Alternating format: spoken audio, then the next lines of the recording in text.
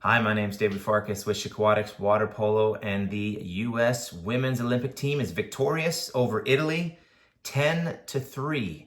They were in control of this game from start to finish with some strong defense. I thought the Italians' defense was a little sketchy. For example, on the opening play,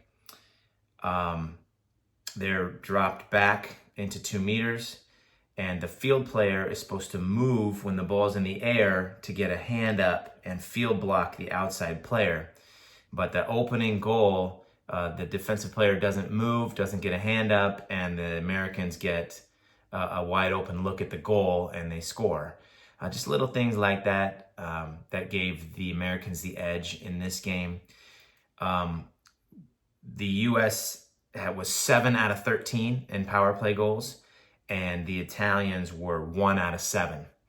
So not only was the U.S. percentage better, almost 50%, and the Italians' percentage was terrible, but you see they doubled them up. The U.S. doubled up the Italians on power plays, which means they were getting the ball into set way more than the Italians were, and they were able to run their offense way more effectively than the Italians. And that ended up in a solid victory for U.S. This one wasn't in doubt from the beginning. I want to bring up one nice little play. We're actually going to try to show you a little clip. This is just a beautiful crash by the Americans. So I'm going to diagram it up and then we'll run through it. So the ball, I'm going to start the ball at the, oh, yikes. Slipped out of my hand there. I'm going to start the ball at the 4, and they're going to cross it to the 3. And this is the Italians on offense and the Americans on defense. You'll see 3 players back in kind of a press crash, kind of going in and out. And then they're going to enter the ball.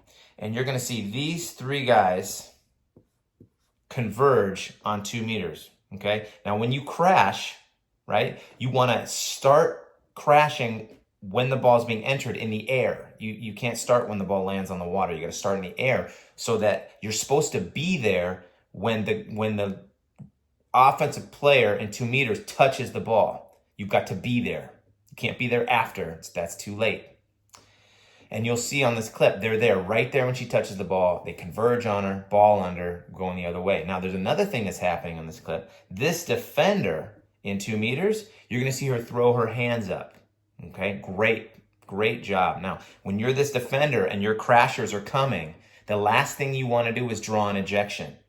So if she were to grab or still be playing physical defense, she could easily get ejected, which would be dumb because she has all these crashers there.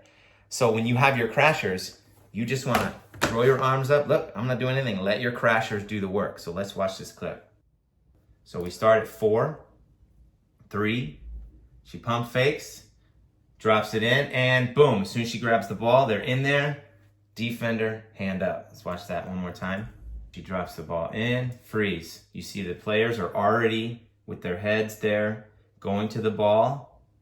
Play it again, and then right here, you see the 2-meter defender with the hands up, showing the referee so she doesn't get ejected. So that's just a great crash. We coaches love those little things for you players out there, right? It's the details that matter. And it just goes to show you, you can have 5 players doing the right thing, but if you have a 6th player doing the wrong thing, you will lose. You have to have everybody on the same page. So those crashers could be doing exactly the right thing. But if that 2-meter defender is grabbing, then they get an ejection and everything's lost. So everybody has to be on the same page. Everybody has to pay attention to the details. From Aquatics Water Polo, the U.S. women's team is playing France next. France beat Italy by 1, this Italian team.